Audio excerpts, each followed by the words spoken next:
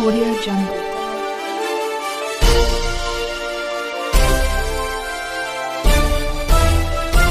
Audio Jungle.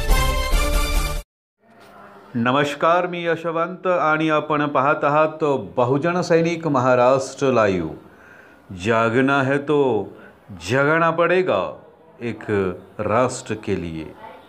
संपूर्ण महाराष्ट्रामध्ये विधानसभा निवडणुकीसाठी मतदान सुरू असतानाच नाशिक जिल्ह्यातील नांदगाव विधानसभेमध्ये मोठा राडा झाला असून एकनाथ शिंदे गटाचे उमेदवार सुहास अण्णा कांदे यांनी अपक्ष उमेदवार तथा माजी खासदार समीर भुजबळ यांच्या समर्थकांमध्ये बाचाबाची झाली।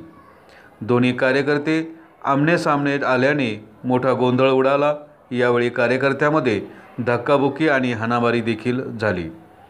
नांदगाव तालुक्याचे विद्यमान आमदार सुहास अण्णा कांदे यांनी त्यांच्या कॉलेजवर ऊसतोड मजदूर डांबून ठेवले होते। या मजुरांना कांदे यांच्याकडून पैशाची वाटपही होत असल्याची माहिती मिळाल्यानंतर समीर भुजबळ आणि त्यांच्या कार्यकर्त्यांनी तिथे रेड टाकली। समीर भुजबळ यांना रेड करत सर्व लोकांना पकडलं। याची माहिती मिळताच आमदार सुहास अण्णा कांदे यांनी घटनास्थळी येऊन समीर भुजबळ यांना तुझा खून करून टाकेल, तुझा मर्डर करेल, आज फिक्स आहे अशी धमकी दिली। एवढंच नाही तर पोलिसांनाही अरेरावी केली। याबाबतचे व्हिडिओ सोशल मीडियावर व्हायरल झाले आहेत। नांदगावच्या 2 उमेदवारांमध्ये शाब्दिक बाचाबाची झाली।